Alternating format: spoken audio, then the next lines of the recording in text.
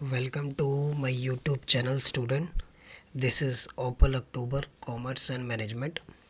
Management की हम लोगों ने एक सीरीज़ स्टार्ट करी है जिसके कॉन्टेक्स्ट में ये क्लास नंबर 3 है। एक क्लास हम लोग जो है मैनेजमेंट का ओवरव्यू डिस्कस किए थे और दूसरी क्लास में हम लोगों ने थ्योरीज ऑफ मैनेजमेंट को इन डिटेल में समझा था। आज हम लोग जो हैं मैनेजमेंट के फंक्शंस के बारे में डिस्कस करने जा रहे हैं। चलिए स्टार्ट करते हैं। मैनेजमेंट के फंक्शन जो है हेनरी फ्योल, अलग अलग राइटर्स हैं यहाँ पे और अलग अलग राइटर ने मैनेजमेंट के फंक्शन को अलग अलग फंक्शन में कैटेगराइज किया है।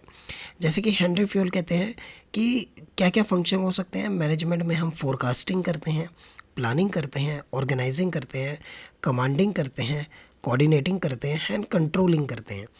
जबकि कॉन्टूर्स जो है हार्लोट कॉन्टूर्स कहते हैं कि planning, organizing, directing, leadership, controlling and staffing ये फंक्शन इन्होंने दिए।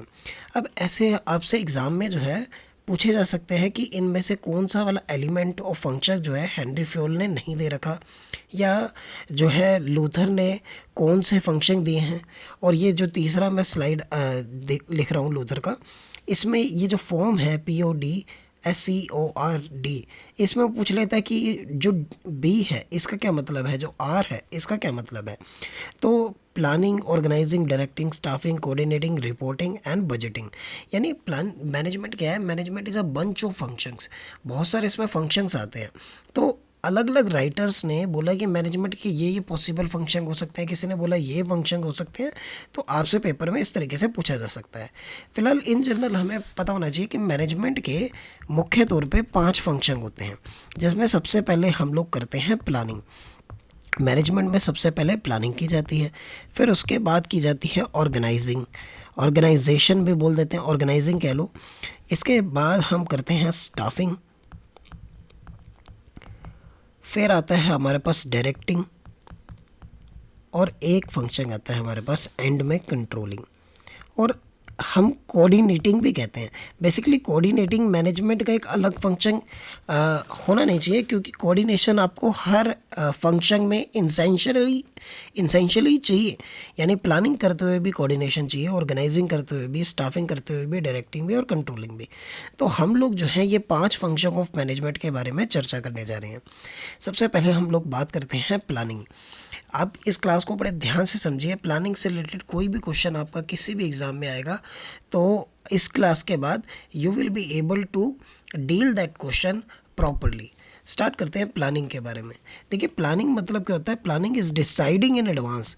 यहाँ पे हम एडवांस में डिसाइड करते हैं कि व्हाट टू डू, हम करना क्या चाहते हैं, एंड हाउ टू डू, और कैसे करना चाहते हैं उस काम को, and who is to do it, वह काम करेगा कौन। यानी planning and thinking in advance. आप एडवांस में डिसाइड कर रहे हो कि what to do, how to do, when to do, and who is to do it. ये सारे जो एलिमेंट के बारे में सोचना प्लानिंग कहलाता है, और ये डेफिनेशन दी है कॉन्टूस्ड ने। बेसिकली जो प्लानिंग है it is not related only to businesses.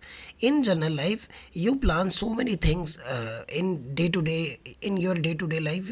You plan so many things कि भी आज मुझे ऑफिस जाना है तो मैं क्या कपड़े पहन के जाऊंगा, मैं ऑफिस जाके आज क्या क्या करने वाला हूँ, मैं घर से जब ऑफिस से जब लौटूंगा तो मेरे को क्या क्या काम करने हैं। तो एक व्यक्ति अपने दिन में 1000 तरीके की प्लानिंग करता है। कुछ शॉर्ट टर्म प्लानिंग होती है, कुछ लॉन्ग टर्म प्लानिंग होती है। In the same way business भी बहुत सारी चीज़ों की प्लानिंग करके चलता है। एक डेफिनेशन और है हमारे पास कि प्लानिंग क्या है। प्लानिंग एक तरीके का ट्रैप है जो कैप्चर करता है फ्यूचर को, यानी फ्यूचर में क्या होने वाला है, क्या होगा, उसके बारे में हम लोग अपने आप को मेंटली प्रिपेयर करते हैं प्लानिंग करके। तो प्लानिंग होती है ये। और इसकी करेक्टरिस्टिक्स और समझ सकते हैं कि बिजनेस में जब भी प्लानिंग की जाती है तो उसका कोई ना कोई पर्पस होता है। जैसे हम लोगों ने प्लानिंग करा है कि इस साल हम लोग अपनी सेल्स को डबल करेंगे, तो यानी हम अपनी सेल को 100% बढ़ाना चाहते हैं। तो दिस इज़ आवर टारगेट। और ये स्टेटमेंट अपने आप में जो है एक तरीके की प्लानिंग है। और सर दूसरी बात यहाँ पे जो करेक्टरिस्टिक में हम समझ सकते हैं कि प्लानिंग एक प्राइमरी फंक्शन है मैनेजमेंट का। मैनेजमेंट के जितने भी फंक्शन है वो तभी स्टार्ट होंगे जब आप पहले इन चीज़ की प्लानिंग करोगे।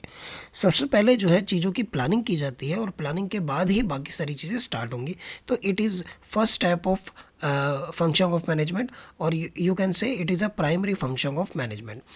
प्लानिंग जो है यूनिवर्सल है, जैसे कि मैं बता ही चुका हूँ कि planning it's not only relate to business, ये हर एस्पेक्ट ऑफ लाइफ में आपके काम आती है। आप हर चीज़ों के लिए जो है छोटी से छोटी बड़ी से बड़ी चीज़ों के लिए आप प्लानिंग करते हो।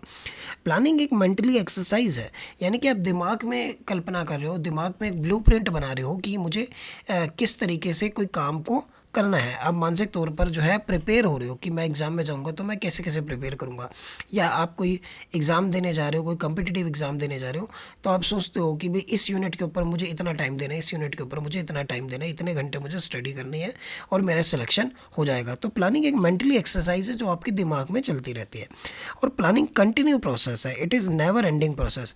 जैसे कि मैनेजमेंट एक कंटिन्यू प्रोसेस है, तो मैनेजमेंट के जितने भी फंक्शन है वो भी कहीं ना कहीं कंटिन्यूस ही रहेंगे। There is not starting point, there is no ending point. ये सीजलेस प्रोसेस है, रुकता नहीं है, चलता चला जाता है। प्लानिंग जो है हमेशा आगे के बारे में देखती है, यानी कि जो चीज़ हो गई उसको तो आप बदल नहीं सकते, लेकिन जो चीज़ होने वाली है उसमें बदलने के लिए आप कंट्रीब्यूट कर सकते हो, उसको आप अपने हिसाब से चेंज करने की कोशिश कर सकते हो। तो इसलिए प्लानिंग जो है हमेशा फॉरवर्ड लुकिंग होती है। प्लानिंग करते समय हमें क्या क्या प्रोसेस फॉलो करना पड़ता है। सबसे पहले हम लोग देखते हैं कि क्या क्या अपॉर्चुनिटी मार्केट्स में अवेलेबल है।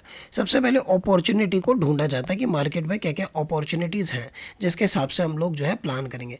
मान लीजिए मैंने मार्केट का स्वॉट एनालिसिस किया, स्ट्रेंथ वीकनेस अपॉर्चुनिटी थ्रेट्स देखी, और मुझे पता चला कि मुझे मैं मान लीजिए मेरी कंपनी जो है मोबाइल बनाती है, और मुझे पता चला कि अगर मैं ये चीज़ अपने मोबाइल की टेक्नोलॉजी में ऐड कर दूँ तो मैं कस्टमर को ऐड ऑन कर सकता हूँ, कस्टमर अपने इंक्रीज कर सकता हूँ, क्योंकि कोई भी और कंपनी जो है अपने मोबाइल में सो एंड सो टाइप की टेक्नोलॉजी नहीं दे रही है। तो this is what, this is perception of opportunity. आपने अपॉर्चुनिटी को पहचानने के बाद आप अपना टारगेट बनाते हो, यानी कि अगर मैं ये चीज़ कर दूँ तो मेरी सेल्स कितनी इंक्रीज हो जाएगी, मेरे क्या टारगेट रहेंगे। अगर मैं ये चीज़ अपने मोबाइल के अंदर ये टेक्नोलॉजी ले आऊँ अपनी कंपनी में, तो इससे क्या क्या ऑब्जेक्टिव अचीव होने वाले हैं, then you state that objective in written form. फिर जब आप ऑब्जेक्टिव लिख लेते हो, फिर आप देखते हो कि आपकी लिमिटेशन क्या है, क्या प्राइमिसेस हैं, आपके पास कैपेबिलिटी क्या है। आप बोल रहे हो कि मैं अपनी प्रोडक्शन को डबल करना चाहता हूँ, तो क्या आपके पास इतने रिसोर्सेज हैं, क्या आपके पास इतने ह्यूमंस हैं, क्या आपके पास इतनी मशीनरीज हैं, क्या आपकी फैक्ट्री इतनी बड़ी है कि आप प्रोडक्शन डबल कर पाओ। और अगर प्रोडक्शन डबल कर पाओ तो आपके पास क्या इतने कस्टमर हैं, या हो सकते हैं प्रोस्पेक्टिव कस्टमर बन सकते हैं आपके। तो आप अपनी प्रेमिसेस यानी लिमिटेशन डिसाइड करते हो। फिर आप देखते हो कि ये जो मैंने ऑब्जेक्टिव बनाया है कि मुझे सेल्स को डबल करना है, तो इसके और क्या क्या अल्टरनेटिव्स हो सकते हैं, यानी आप अल्टरनेटिव देखोगे कि क्या क्या अल्टरनेटिव तरीके से इस ऑब्जेक्टिव को अचीव किया जा सकता है। फिर जब सारे के सारे अल्टरनेटिव को आप आइडेंटिफाई कर देते हो, तो सारे जो अल्टरनेटिव्स हैं उनका इवैल्यूएशन किया जाता है, यानी कि उनके प्रोस और कॉन्स निकाले जाते हैं कि उनका क्या फ़ायदा होने वाला है और क्या नुकसान होने वाला है। उसके प्रोस और कॉन्स को आप स्टडी करते हो। फिर उसमें से जो भी आपको बेस्ट अल्टरनेटिव नज़र आता है, उस बेस्ट अल्टरनेटिव को आप सेलेक्ट करते हो, और उससे रिलेटेड जो सपोर्टिंग प्लान्स है, यानी कि एक मेजर प्लान के साथ साथ कुछ जो है सपोर्टिंग प्लान्स भी बनाने पड़ते हैं। आपने प्लान बना लिया कि मुझे अपनी जो है सेल्स डबल करनी है, लेकिन सेल्स डबल करने के लिए आपको देखना पड़ेगा मुझे प्रोडक्शन भी इंक्रीज़ करनी है, तो ये एक सपोर्टिंग प्लान है। प्रोडक्शन इंक्रीज़ करने के लिए मुझे फंड्स भी चाहिए, तो मैं फंड्स कहाँ से अरेंज करूँगा, ये भी एक सपोर्टिंग प्लान है। मुझे कस्टमर भी इंक्रीज़ करने पड़ेंगे, प्रोडक्शन इंक्रीज़ करने से तो बात नहीं बनेगी। तो कस्टमर इंक्रीज़ करने के लिए मेरी मार्केटिंग स्ट्रेटजी क्या होगी, तो ये भी एक सपोर्टिंग प्लान है। तो मेन प्लान के लिए आप छोटे छोटे सपोर्टिंग प्लान्स बनाते हो। जैसे आपने एक ट्रिप पर जाना है, तो ये तो एक मेन प्लान है, तो ट्रिप पे जाने के लिए आप कुछ छोटे छोटे सपोर्टिंग प्लान बनाते हो कि कितना फंड्स लगेगा, और हम किस मोड्स ऑफ ट्रांसपोर्ट से जाएंगे, हम कितने लोग जाएंगे, क्या क्या सामान कैरी करके जाएंगे, उनके सामान की शॉपिंग हम कब करेंगे। तो ये सारी चीज़ें सपोर्टिंग प्लान होते हैं। तो जब आप ये कर लेते हो, तो उसके बाद ये सीरीज़ एक्स्टेब्लिशिंग सीरीज़ ऑफ एक्टिविटीज़ बनाते हैं, फिर हम किस तरीके से ये सारी चीज़ें अचीव करेंगे। तो ये हमारे पास है प्लानिंग का प्रोसेस।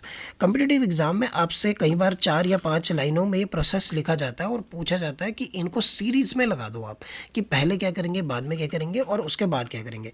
तो ऐसा क्वेश्चन एग्जामिनर का फेवरेट है इस चैप्टर से, और जहाँ पे ये रिटर्न में पेपर में पूछा जाता है तो प्रोसेस लिखने के लिए भी आपको बोला जा सकता है। अब देखिए क्या क्या फॉर्म्स ऑफ प्लान्स हो सकते हैं। तो फॉर्म्स ऑफ प्लान में आप हायरार्की ऑफ प्लानिंग भी पढ़ेंगे कि सबसे पहले आप मिशन बनाते हो, फिर आप ऑब्जेक्टिव बनाते हो, फिर स्ट्रैटेजी बनाते हो, पॉलिसी बनाते हो, प्रोसीजर बनाते हो, रूल्स बनाते हो, प्रोग्राम बनाते हो, बजट बनाते हो। तो there is a series of planning कि आप सबसे पहले क्या करोगे, किस तरीके का प्लान बनाओगे, फिर किस तरीके का प्लान बनाओगे। Basically this all are types of plan. ये प्लानिंग के अलग अलग तरीके के टाइप्स हैं, इनके बारे में हम डिटेल में चर्चा करने जा रहे हैं। सबसे पहले आप मिशन रखते हो। बेसिकली मिशन आपका केवल आपका नहीं होता, आपके बिजनेस की पूरी इंडस्ट्री का होता है। जैसे कि अगर मैं एजुकेशन की बात करूं कि आप जो है एक स्कूल खोलना चाह रहे हो या एक ट्रेनिंग सेंटर खोलना चाह रहे हो जिसमें आप कॉमर्स के बच्चों को पढ़ाओगे, एक कोचिंग सेंटर मान लो, तो आपका मिशन क्या रहेगा कि मुझे जो है कॉमर्स के बच्चों को उनकी नॉलेज को इंक्रीज करना है। तो मिशन क्या है कि वो पर्पस जिसके लिए कोई ऑर्गेनाइजेशन बनाई गई है, पर्पस ऑफ एग्जिस्टेंस, ये यानी बिजनेस एग्जिस्ट क्यों कर रहा है, किस पर्पस से बिजनेस एग्जिस्ट कर रहा है, तो ये एग्जिस्टेंस के लिए जो है मिशन स्टेटमेंट बनाई जाती है। मिशन के बाद बनाया जाता है विज़न। विज़न वो चीज़ है जो आप आने वाले 5 सालों में, आने वाले 10 सालों में अपनी फर्म को कहाँ पर देखते हो। तो ये आपका विज़न है। विज़न मतलब एक दृष्टि कि लंबे समय में आपकी क्या कमिटमेंट है। आपने ये तो बोल दिया कि हाँ भाई मैं अपने कॉमर्स के बच्चों को पढ़ाऊंगा, this is your mission, but वो आप ये देखो कि मिशन क्या रहेगा आपका कि आने वाले 5 सालों में मैं मान लीजिए 10 लाख बच्चों को पढ़ाऊंगा कॉमर्स। तो this is your vision. Vision क्या है, एक लॉन्ग टर्म कमिटमेंट है, ठीक है। लेट्स से कि 5 साल का आपका बिजनेस का टारगेट क्या है, तो ये आपका विज़न हो गया। विज़न के बाद ये सारी होगी किताबी बातें। अब एक्चुअल में वो आप उसको अचीव कैसे करोगे, तो उसके लिए बनाते हो आप स्ट्रेटजी। कि स्ट्रेटजी क्या है कि जो भी आपने बिजनेस खोला, जाहिर सी बात है उसके कोई ना कोई कंपटीटर्स भी होंगे। तो जो कंपटीटर्स हैं उनकी पोजीशन क्या है, और आप कंपटीशन को किस तरीके से कैप्चर करने वाले हो, आपका यूनिक सेलिंग पॉइंट क्या है, आप अपने जो कंपटीटर है उनको किस तरीके से टक्कर दोगे, उसके लिए आप क्या रणनीति बनाओगे, ठीक है जी। तो ये चीज़ें सोचना स्ट्रेटजी कहलाती है। यानी कि कंपटीटर के प्रोस्पेक्ट से आप सोचते हो कि मैं क्या बेटर डिलीवर करके दूंगा।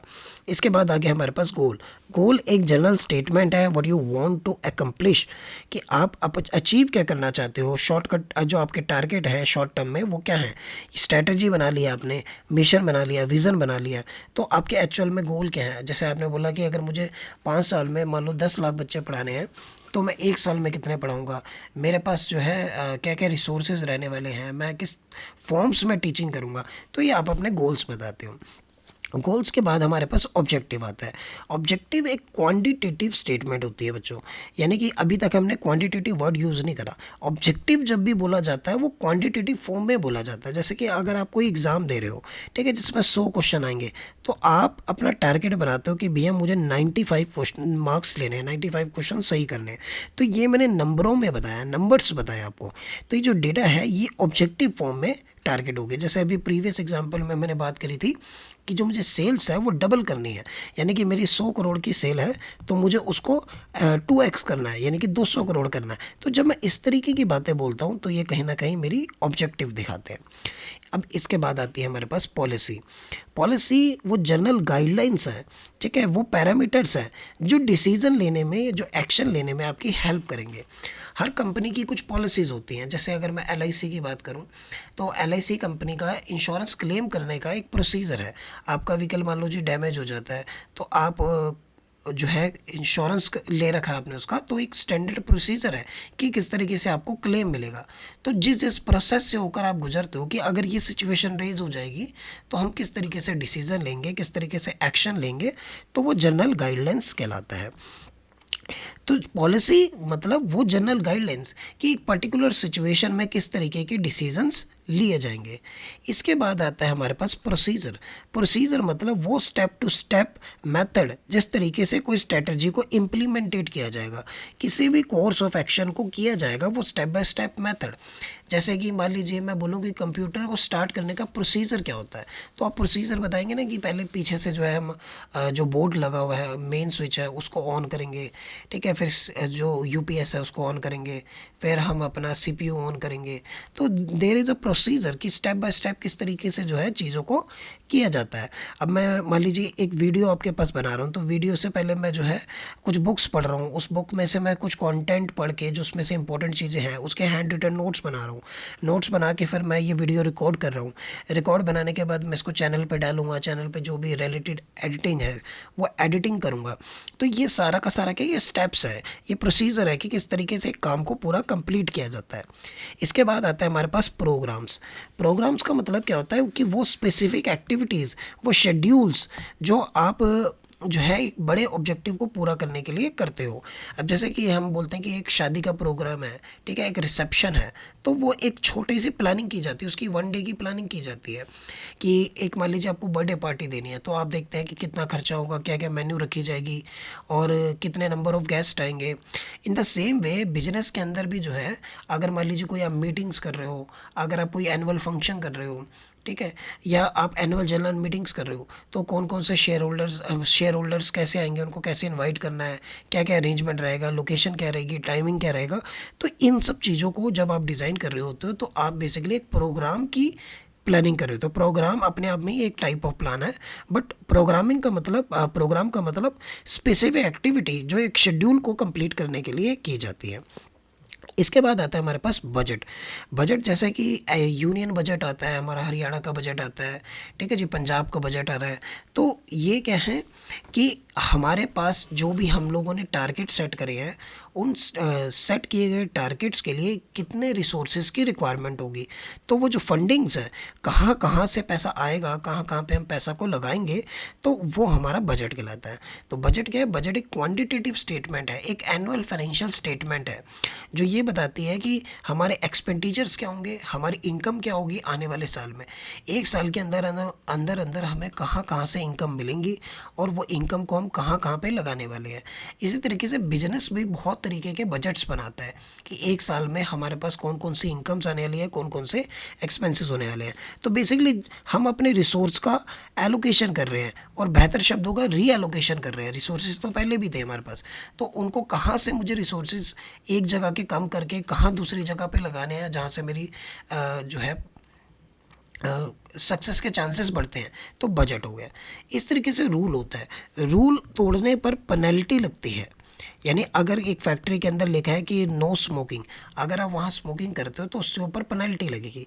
तो रूल्स क्या है, रूल्स अट्रैक्ट करते हैं पेनल्टीज़ को if it is ब्रेकन। Petrol pump के ऊपर आप स्मोक नहीं कर सकते, एक फैक्ट्री के अंदर आप बगैर हेलमेट के, बगैर ड्रेस पहने, जो भी उसकी कॉस्ट्यूम होगी उसके बगैर आप नहीं जा सकते। तो देयर इज़ अ रूल कि एक चीज़ काम को करने के क्या क्या तरीके होंगे, क्या क्या रूल होंगे, और उसको ब्रेक करोगे तो पनिशमेंट मिलेगी। तो ये जितने भी 10 मैंने आपसे टर्मिनोलॉजी डिस्कस करी है, ये सारे हमारे फॉर्म्स ऑफ प्लान है, ये टाइप ऑफ प्लान्स है। यानी कि इस तरीके से प्लानिंग की जाती है। जब जब भी हम प्लानिंग करते हैं तो इन तरीके से, इन अलग अलग एस्पेक्ट से हम चीज़ों की प्लानिंग करते हैं। अगर मैं इनके टाइप्स की बात करूं तो कुछ प्लान्स होते हैं बच्चों हायरार्किकल प्लान्स, यानी कि सीक्वेंस में चलते हैं कि सबसे पहले एक मेजर स्ट्रेटजी बनाई जाती है, उस स्ट्रेटजी को कंप्लीट करने के लिए एडमिनिस्ट्रेटिव प्लान्स बनाए जाते हैं। एडमिनिस्ट्रेटिव प्लान्स को ब्रेक डाउन करते हैं ऑपरेशनल प्लान्स में। स्ट्रेटजी है, मान लीजिए मेरे को अपने जो है मार्केट शेयर को बढ़ाना है। अभी मेरा मार्केट शेयर मान लीजिए 40% है, अब मुझे इस 40% को इंक्रीज करके 70% लेकर जाना है। तो दिस इज माई स्ट्रेटजी। अब मतलब ये मेरा टारगेट है, इसके लिए मैं स्ट्रेटजी बनाऊंगा। स्ट्रेटजी बनाने के बाद मैं एडमिनिस्ट्रेटिव एक्शन क्या लूँगा कि प्लानिंग डिपार्टमेंट किस तरीके से काम करेगा, प्रोडक्शन डिपार्टमेंट किस तरीके से काम करेगा, सेल्स डिपार्टमेंट कैसे काम करेगा, तो एडमिनिस्ट्रेटिव लेवल पे क्या एक्शन लिए जाएंगे। अब सेल्स डिपार्टमेंट में भी सेल्स असिस्टेंट क्या काम करेंगे, सेल्समैनशिप क्या काम करेंगे, ऑपरेशनल लेवल पे यानी कि जो है लो लेवल मैनेजमेंट में क्या काम किया जाएगा, ये मिडिल लेवल मैनेजमेंट के काम हो गए, ये टॉप लेवल मैनेजमेंट के काम हो गए। तो ये हायरार्किकल प्लान्स होते हैं। इसी तरीके से कुछ प्लान्स होते हैं बच्चों स्टैंडिंग प्लान्स। स्टैंडिंग प्लान्स वो प्लान्स होते हैं जो रिपीटेडली यूज होते रहते हैं, यानी ये एक बार आपने बना दिया है तो इसको आप चेंज नहीं करोगे। एक कंपनी बनाई गई है, मान लीजिए कंप्यूटर्स बनाने की, एक कंपनी है जो कंप्यूटर्स बनाती है। तो अब ये उसका ऑब्जेक्टिव है कि वो बढ़िया से बढ़िया कंप्यूटर बनाना चाहती है।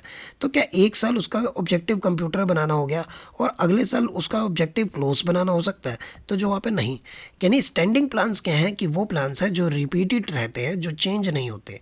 सिंगल यूज प्लान बिल्कुल उल्टा है। सिंगल यूज प्लान है कि एक बार यूज होंगे और उसके बाद वो यूज नहीं होंगे। अभी मैं अगर आपको कैटेगराइजेशन बताऊं, जैसे कि आपका जो मिशन है, जो विजन है, जो स्ट्रैटेजी है, ठीक है, ये आपके स्टैंडिंग प्लान है, ये जल्दी से चेंज नहीं होते।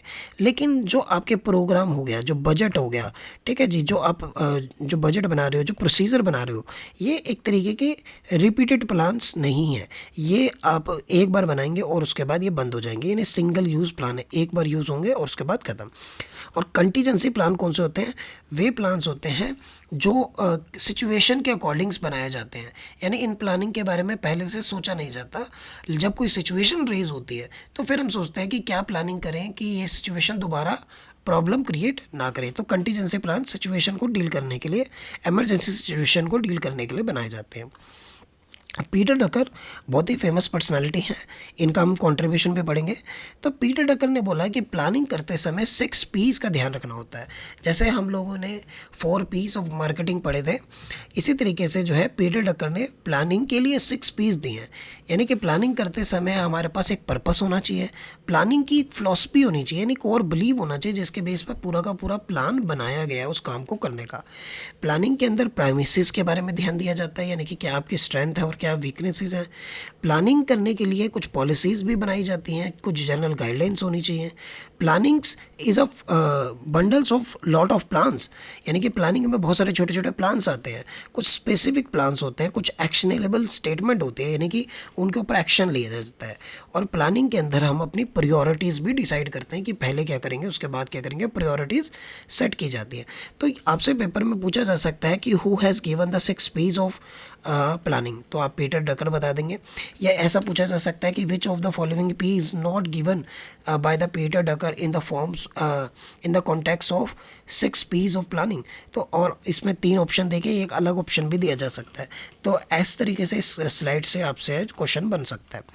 अब पीटर डकर का ही एक मेजर कंट्रीब्यूशन है MBO, मैनेजमेंट बाय ऑब्जेक्टिव।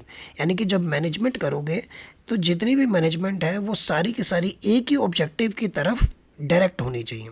1954 के अंदर पीटर डकर ने एक बुक लिखी जिसका नाम था practice of management. It could be ask in your exam. तो इन्होंने हम लोगों को जो है एक तरीका बताया कि किस तरीके से मैनेजमेंट की जाती है, मैनेजमेंट बाय ऑब्जेक्टिव की जाती है। तो इस प्रोसेस को आप समझेंगे तो आपको मैनेजमेंट बाय ऑब्जेक्टिव भी समझ आएगा। कह रहा है कि सबसे पहले आप ऑर्गेनाइजेशन के गोल डिसाइड करते हो।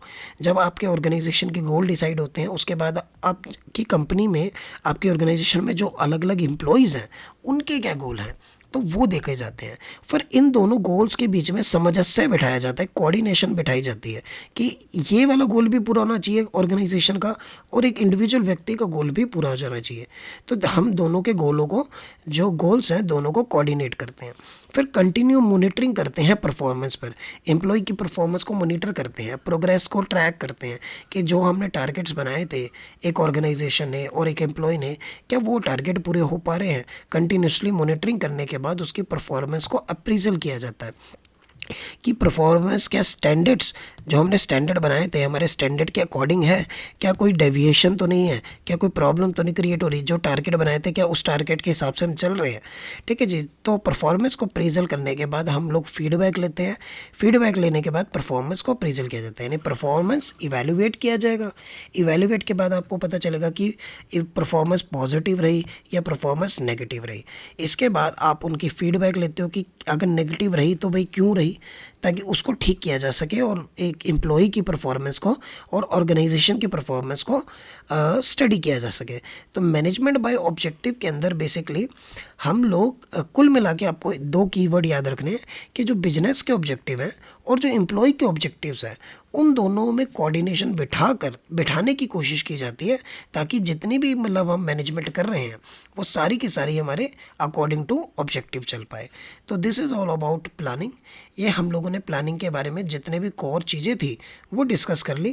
ठीक है जी। एडवांटेज डिसएडवांटेज मैं इस क्लास में डिस्कस नहीं कर रहा हूँ। मुझे लगता है कि वह एक छात्र को अपने आधार पर पढ़नी चाहिए कि अगर आपको कंसेप्ट समझ आ गया तो आप ये देखिए कि इसके क्या क्या फ़ायदे होंगे और क्या क्या नुकसान होंगे। तो वो जनरल चीज़ें मैंने छोड़ दी हैं। अदरवाइज़ जो जो इम्पोर्टेंट क्वेश्चन इस टॉपिक से बन सकते हैं वो हम लोगों ने डिस्कस कर लिए हैं। ठीक है student, thank you for watching. मिलते हैं अगले क्लास में।